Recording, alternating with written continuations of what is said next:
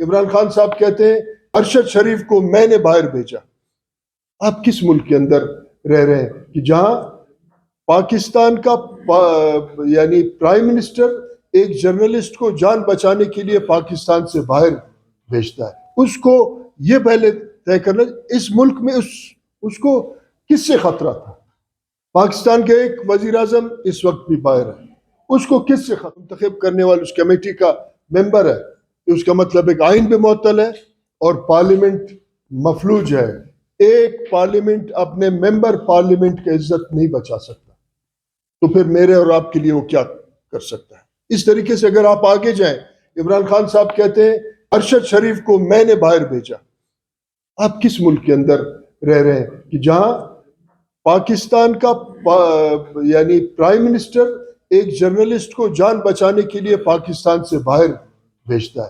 اس کو یہ پہلے طے کرنا اس ملک میں اس کو کس سے خطرہ تھا؟ پاکستان کے ایک وزیر اعظم اس وقت بھی باہر ہے، اس کو کس سے خطرہ ہے؟ اس کا مطلب ہے کہ نظام میں اور پولیٹیکل پارٹیز میں اور لوگوں میں ایک عدم اعتماد کا فضا ہے. بے نظیر بھٹو نے 10 سال باہر گزارا، اس سے پہلے ہر وزیر اعظم، آج ڈکٹیٹر بھی باہر ہے. اس کا مطلب ہے کہ ایک عدم اعتماد ہے. میں اور آپ کیسے اعتماد کریں اس نظام پہ جہاں ایک ممبر پارلیمنٹ رو رو کے چیخ کے کہتا ہے کہ مجھے انصاف دو، تو مجھے اور آپ کو کیسے انصاف ملے گا؟ اس کا مطلب یہ ہے کہ اس ملک میں کوئی نظام نہیں ہے. ایک مفلوج ملک کو ایک طاقتور اسٹیبلشمنٹ کے ذریعے چلانا چاہتے ہیں. میں یہ سمجھتا ہوں کہ ان تمام معاملات کو ٹھیک کرنے کے لیے ایک ٹروتھ کمیشن کا انعقاد ہونا چاہیے، اور وہ 1947 سے شروع ہو. ٹروتھ کمیشن اس بات کا جانچ کرے اور کہ جب کشمیر پہ پشتون قبائل نے قبضہ کیا، وہ کون سا طاقت تھا ان کو واپس قبائل کو بلایا، جس کشمیر کے لیے ہم آج کھربوں روپے جو ہے خرچ کرتے ہیں. ہم یہ سنتے ہیں کہ ہم نے پیٹ کاٹ کے دفاع کا بندوبست کیا، مگر آج دفاع والے ہمارے سر کاٹ کے اپنا پیٹ بھر رہے ہیں. کس طریقے سے یہ نظام چلے گا؟ پہلے ہمارا پیٹ کاٹا گیا، اب ہمارا سر کاٹا جا رہا ہے اور دفاع کا کہیں کوئی نام نہیں ہے. یہاں سے شروع ہو کہ جب کشمیر کو حاصل کیا قبائل نے، وہ کون سا طاقت تھا؟ اس کا انکوائری اور ٹروتھ کمیشن لوگوں کے سامنے آئے. دوسرا اسی طریقے سے میرے ذہن میں یہ ہے کہ جب لیاقت علی کا قتل ہوا، اس کے قتل کا کوئی آج تک نتیجہ نہیں ہوا. پرسنل میں ایسے لوگوں کو جانتا ہوں جنہوں نے کہا ہم اس کے قتل میں شامل، پرسنلی میں جانتا ہوں اس کو. بنگلہ دیش کا ٹوٹنے کے بنیاد پہ اس بات کو ٹروتھ کمیشن سامنے رکھے کہ کیوں اکثریتی جو ہے ملک کو جو ہے پارلیمنٹ کو حکومت نہیں دیا گیا. یہاں 1946 کا جو ایگریمنٹ تھا خان قلات کا، اس کا مخالفت کس نے کیا؟ 1 یونٹ کیوں لگایا گیا؟ اس قسم کے ایک بہت بڑا میرے پاس لسٹ ہے. اس پہ پہلے ٹروتھ کمیشن بات کرے اور ٹروتھ کمیشن پھر اس کو لوگوں کے سامنے لائے. اس کے بعد نیا ایک فکر کا آغاز ہو کہ اس ملک کو اگر رکھنا چاہتے ہیں پاکستان کے لوگ، کیونکہ وہ لوگ اس ملک کو رکھنا نہیں چاہتے ہیں، سسٹمیٹک اکنامک کولیپس کی طرف لے جاتے ہیں اس ملک کو. جو لوگ ریٹائرمنٹ کے بعد امریکہ، آسٹریلیا، جرمنی، کینیڈا چلے جاتے ہیں. یہ ٹروتھ کمیشن یہ بھی پوچھے کہ یہ لوگ اپنے آپ کو اس ملک کا دادا اور چاچا سمجھتے تھے، ریٹائرمنٹ کے بعد کیوں چلے جاتے ہیں؟ جو کچھ لوٹ کے یہاں سے لے گئے، مگر جو بچا کچا ہے وہ پینشنز میں بھی لے جا رہے ہیں اس کنگال ملک کو. میں سمجھتا ہوں کہ ٹروتھ کمیشن ان ایشوز کا وہ کرے. اب کون اس کو تشکیل دے گا؟ آپ نے یہاں کہا کہ یہاں سیاسی کارکن، ٹھیکیدار نہیں، سیاسی کارکن اپنا کردار ادا کرے.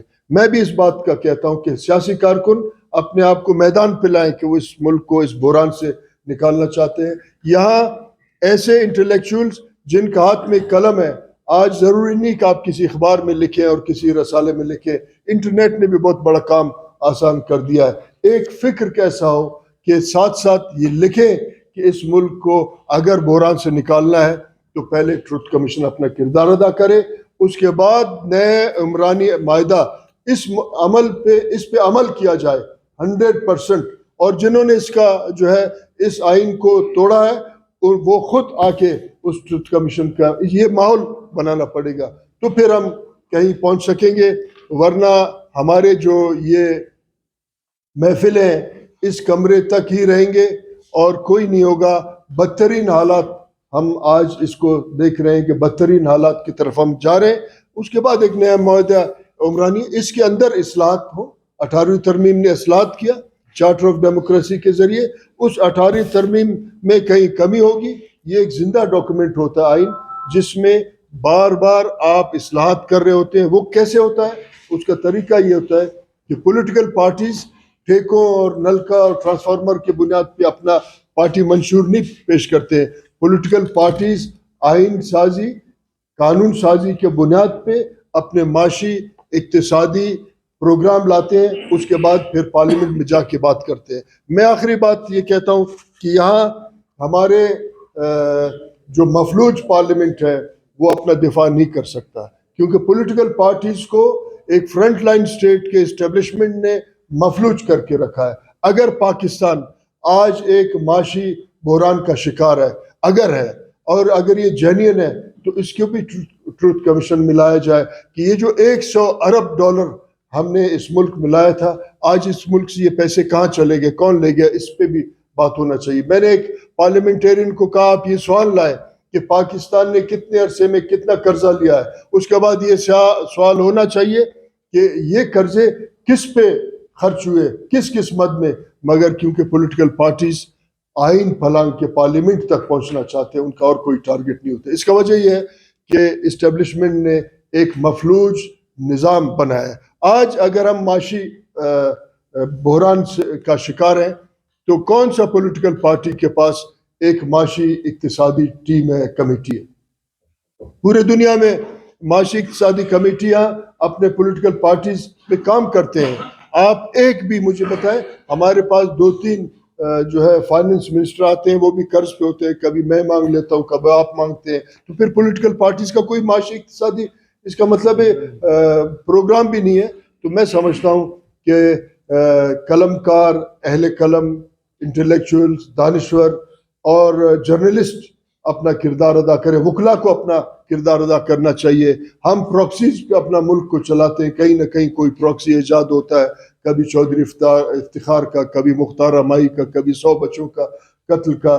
ہمارا جو پولیٹیکل ریسورس ہے وہ پراکسیز پہ اپنا ٹائم ضائع کرتا ہے، اس لیے ہم لیٹ کرتے ہیں. تو میں سمجھتا ہوں کہ بہت دیر ہو رہا ہے اور ہم اس معاملات کو ٹھیک کرنے کے لیے باقاعدہ طور پہ ایماندارانہ ایک آواز اٹھائیں تاکہ اس بحران سے اس خطے کو پورے کو ہم نکال سکیں. آپ سب کا شکریہ.